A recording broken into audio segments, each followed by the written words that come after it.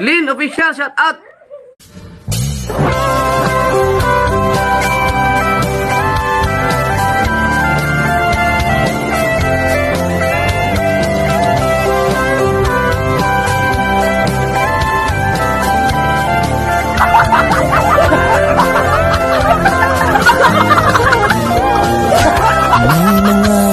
Pinoy na nangangamba. Ginisa na okra with sambal chili. Ang food namin ng amo ko. And burger tofu. Nagluto po ako ng burger tofu. And ito po. Ginisa sa garlic and onion and chili. And little bit of salt.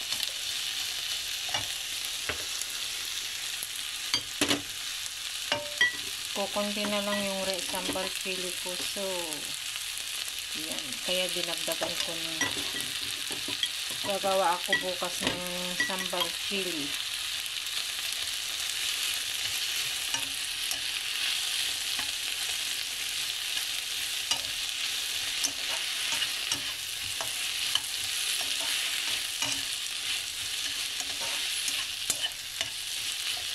Yun, madulas-dulas. Ganyan lang kasimple ang mga pagkain ng vegetarian, guys. Which is masarap naman.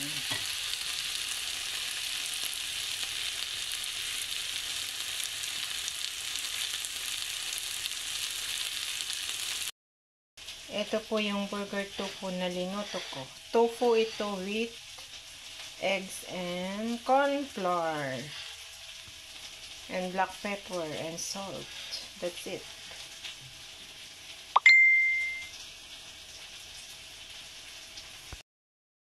Hello everyone! Panibagong araw, panibagong vlog na naman po tayo. Mapagpalang araw po sa atin lahat. Cooking time again, guys. Magluluto po tayo ng gulay. At may pinaluto yung aking kaibigan na yung hindi makalakad na galing sa hospital. Pinagluluto niya ako ng gulay. So magigisa po tayo ngayon. At galing ako sa doktor. Ay babalik ako mamayang 3 PM kasi wala yung doktor na gusto ko natitingin dito yung problema yung ano ko dito sa neck, guys. So luto muna tayo, guys. So ayan, magigisa na po tayo. Ayan, meron po tayong prepare na garlic at saka ginger. Yan ang unang igigisa ko para matanggal yung lansa yung meat na ano ko. Ayan. Dito po tayo magluluto ginisa na gulay. Ang gagawin natin kasi wala pa akong bagoong na ginamot. So igisa natin sa fish sauce or patis.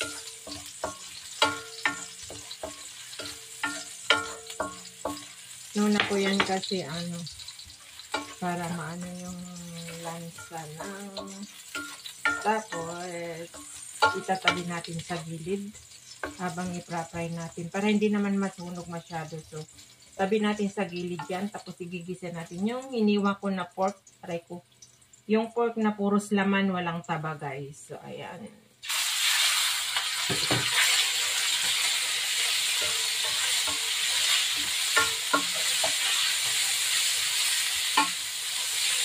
Inisin natin yun. Halo natin yung bawang at saka ginger or loya para matanggal yung lansa ng meat. Ganyan po ako pag magluto ng gulay or may meat para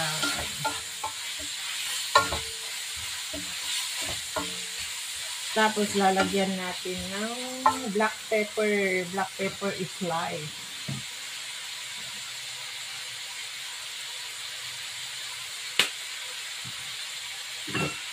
And konting asin para magkalasa. Bigyan natin ng konting asin para magkalasa yung meat na at every time na naglagay ako ng ano is nahahatyon ako.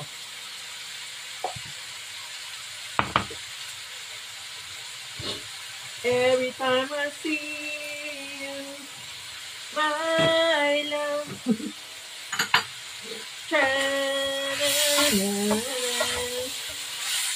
Yan. Bisa natin.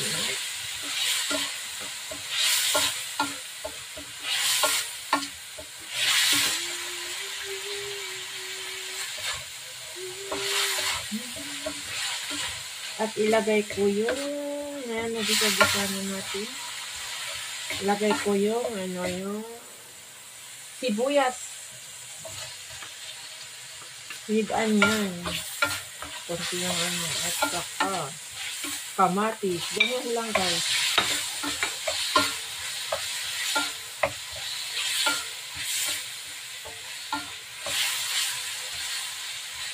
Maluluto na yan mamaya kasi igigisa ko lang naman na tapos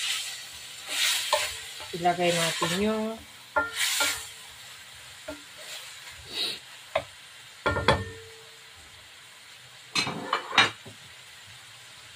so kasi since mas mahirap lutuin yung guys, yung kalabasa, ilalagay ko na guys yung tapos tatakpan natin. At lalagyan ko ng konting patis, sauce para magkalasa. Ako konti yung sauce. Yan. Pag kulang yung lasa mamaya is asin na lang ang ilalagay ko. So, kailangan natin takpan muna para mahapok yung kalabasa. Saka natin ilalagay yung mga ibang gulay ko, talong, ampalaya, at saka okra, at saka sitaw. Takpan muna natin guys. Back to you later guys. So, ayan. Harap na natin. O, ayan. Nahapkok na yan. Yun, hapkok na siguro yan guys. So, mahirap naman na lutuin na lang na muna na yung guys, yung kalabasa, half cook na yan. So, ilalagay naman natin yung mga ibang gulay niya guys. So, pagkahaluin na natin guys. Inuna ko lang talaga na igis na yung kalabasa kasi medyo makapal-kapal yung paghiwa ko. And, mas mahirap lutuin. So, ito po yung prepare ko. Talong, ampalaya yung silalim at saka sitaw. Diyan yung ampalaya guys. Yan. Parang pakbet na rin ito. Kaya lang hindi bagoong na ginamos yung linagay patis kasi walang bagoong.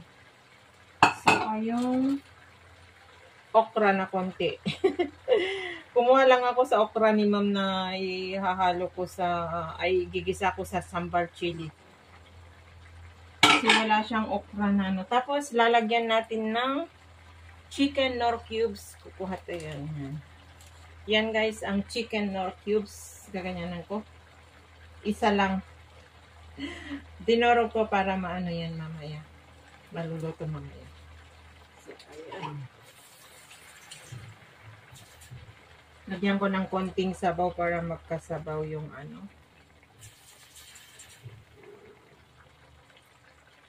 Yan. So, tatakpan na naman natin guys para maluto yung nasa ibabaw. So, balikan ko kayo guys. Tingnan na natin guys. At ayan. Kumulo na. Ibaliktad na natin. So, ang dami. So, which is tatlo kami dito na mag-share. Yung kapitbahay ko na si Jade. Yung sinisigawan ko minsan. Yung nagpaluto ng bangos. Ay, bibigyan ko rin siya. So, tatlo kami na mag-share dito guys. Ayan. Ang bango. Ala, naluto na yung kalabasa. Nadulog na. Ang init. Nadurog na yung ibang kalabasa. Patay. Di pa luto lahat yung gulay. So, ayan guys. Konting luto na lang kulo. Yung kalabasa is luto na. madali pa lang maluto yung kalabasa. Pero sa bagay, inuna ko kanina. Kasi yang nga yung kalabasa na nabili ko. Supposed to be yan yung ano ko ito guys. I-bake ko na para sa salad ko. Kaya lang. Nagbigay kasi ng gulay yung friend ko na igisa ko daw. So, gawin ko na lang na ganino pa. Pinakbet na patis yung ano pinanghalo ko. So, ayan. Ang bango. At tingnan na natin guys kung tama yung patis. Pero ubos na yung patis ko. Asin na lang ang ilalagay ko. Pag kulang yung lasa niya guys.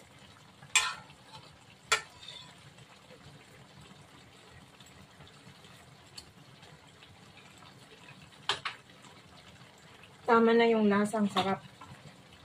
Hindi na kailangan dagdagan ng asin. Tama na po yung lasa. Ayan.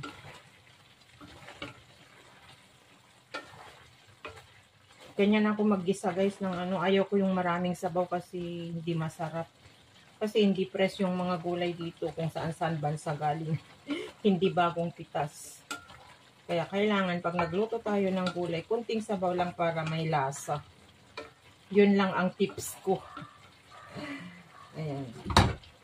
Saka kung nahugasan naman is nagkakatubig rin yan. O, diba? Looks yummy, delicious.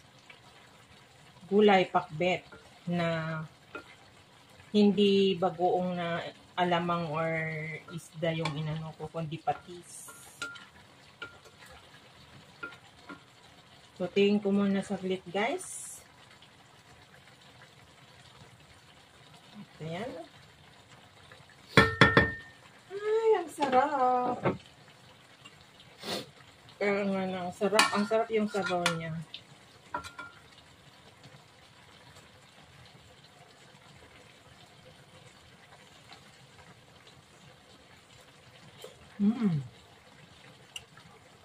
Yummy.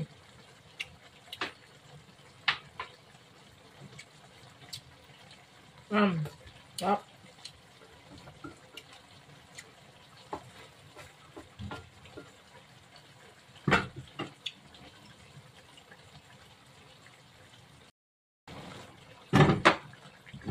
So, ayan guys.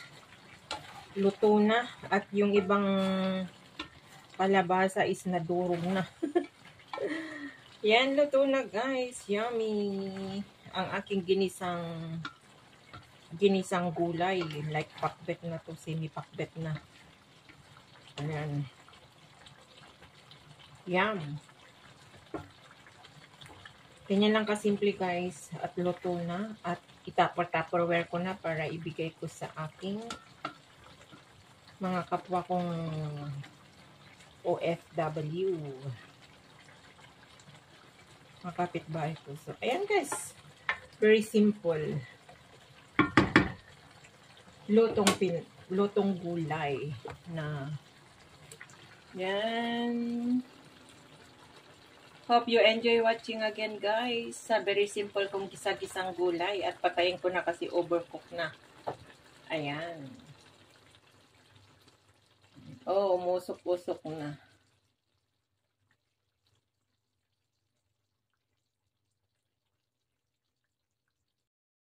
So, ayan na guys. Ang kinalabasan ng aking gulay for today guys na ginisa ko. Like pakbet na yan, semi-pakbet.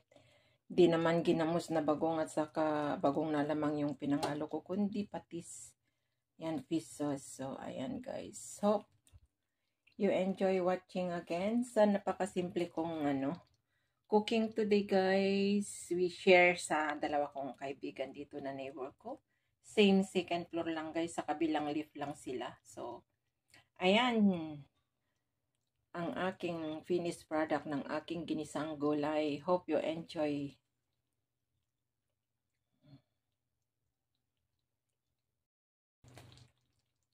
So, yan ang kinalabasan ng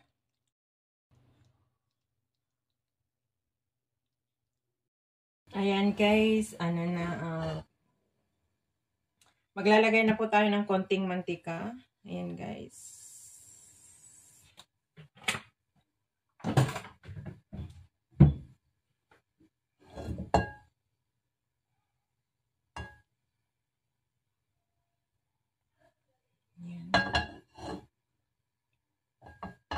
Painitin lang natin ng konti.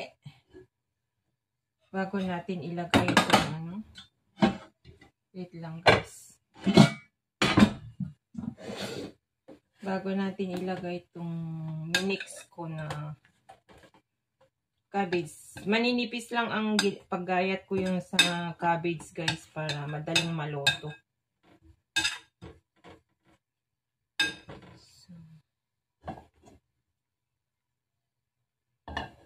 So, I think mainit na siya. Slow fire ko lang siya para hindi siya masunog guys. Kasi mainit na siya. So, maglalagay na po tayo.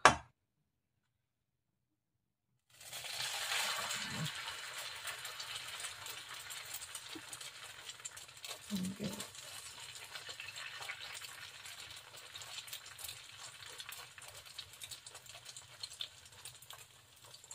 Cabbage. Tortang cabbage. Ayan.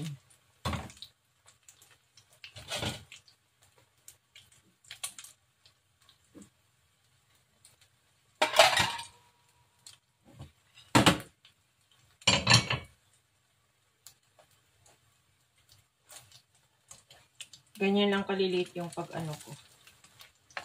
Tapos, pwede mong lagyan ng sweet, ay chili sauce or, yeah, chili sauce yung ketchup na may chili. Ay, ayun, maanghang. Sarap yan.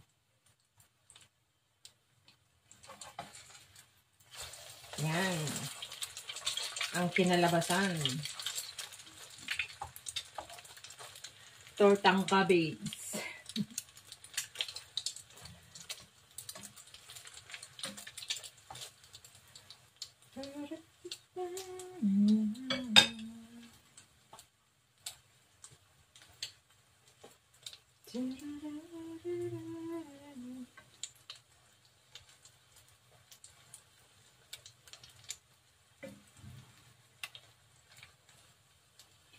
Ganyan lang kasimple guys.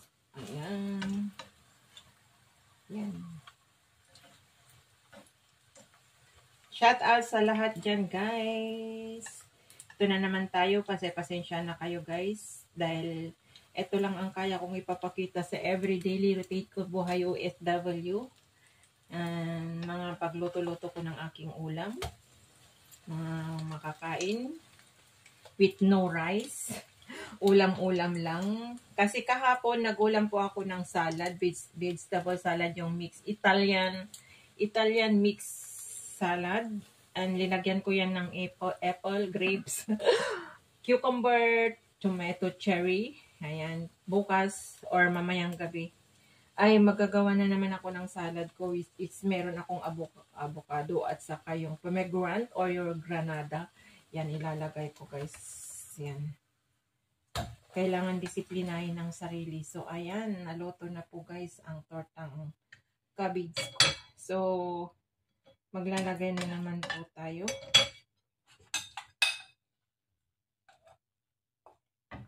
Ganyan lang kasimple guys. Maglagay ulit tayo.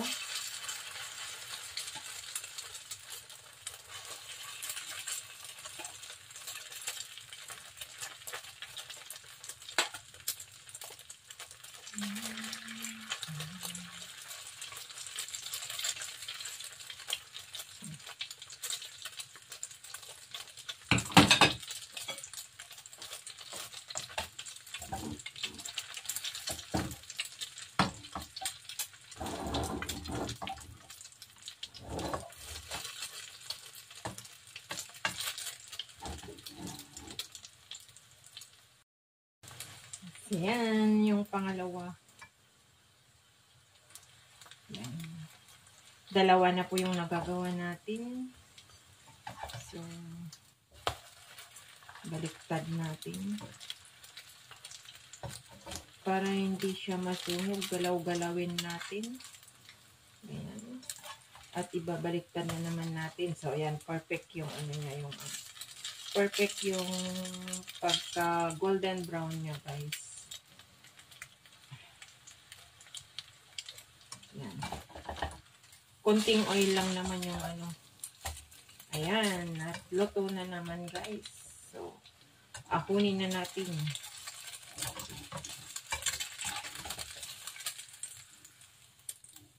Ayan. Nakadalawa na tayo. So, ngayon, meron akong ano kasi, konti na nga lang yan. Dagdagan ko ng konting ano, oil para ilagay ko na lahat guys. At nagugutom na ako. Konting oil lang ang naidagdag ko. Ayan. Tapos, lalagay na natin lahat guys para maging ano, hindi na isa-isahan. Ayan.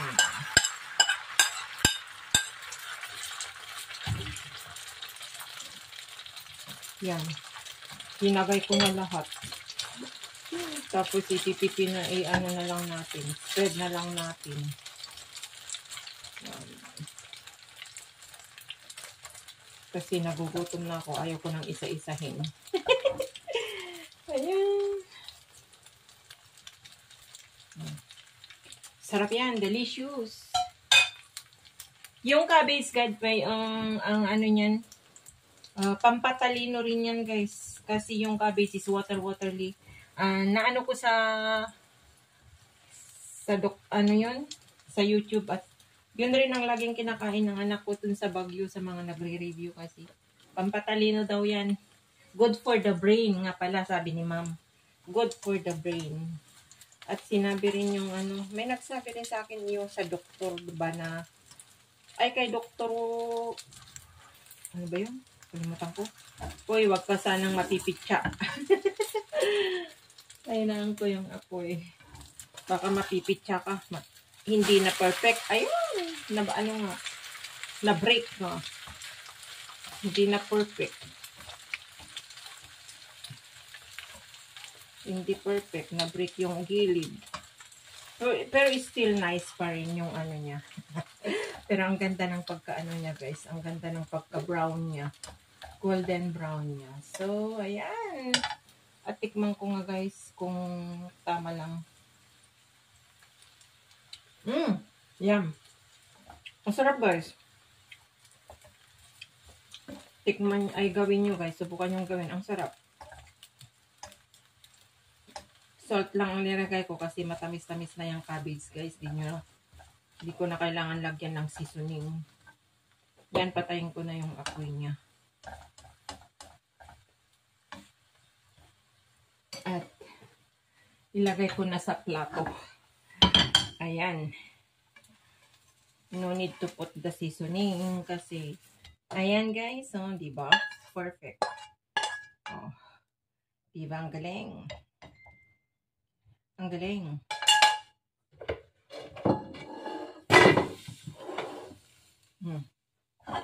Ayan guys. Naluto na ang aking cabbage torta. Ayan yung yan pa yung isa. Yung dalawa. So, ayan. Hope you enjoy watching again, guys. So, napakasimple kong lunch for today. And kakain ako ng isang apple at saka cucumber. Ayan, guys.